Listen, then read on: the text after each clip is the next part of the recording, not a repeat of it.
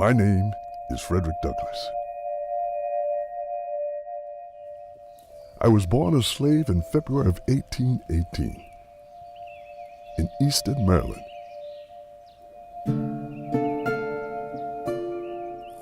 My mother, I knew barely. My father, I knew not. Deprived of family, of history, and of freedom, I was raised not as a person, but as property, as a domestic animal. Like all barn animals, I existed not as an end in myself, but only to serve those who claimed to own me. But I had a mind, a will of my own, and a deep hunger to learn, to live free. With purpose and cunning, I taught myself to read and learn there were others out there who thought like me. When I stood up for myself, I was punished. My master sent me to be whipped and broken. But one day I fought back.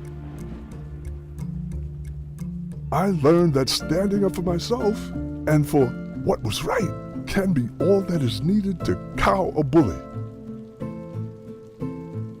This single act of defiance gave me hope and fueled my desire to be free. In 1838, I escaped by train, by boat, by foot. The Underground Railroad bore me towards freedom.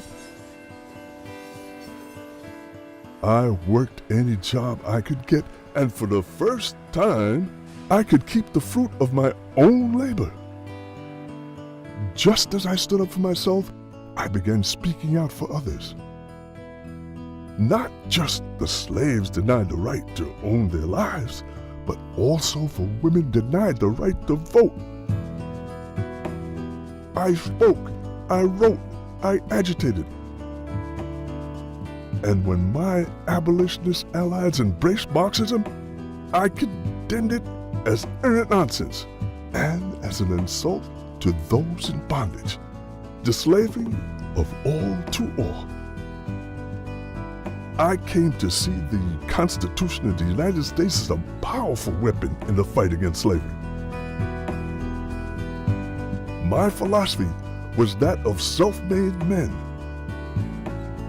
I advocated pride, not in groups of race, but in individual achievement, liberty, responsibility, and work. That was my holy trinity. Thus was my creed. Thus inspired my deeds. My sacred life and my legacy.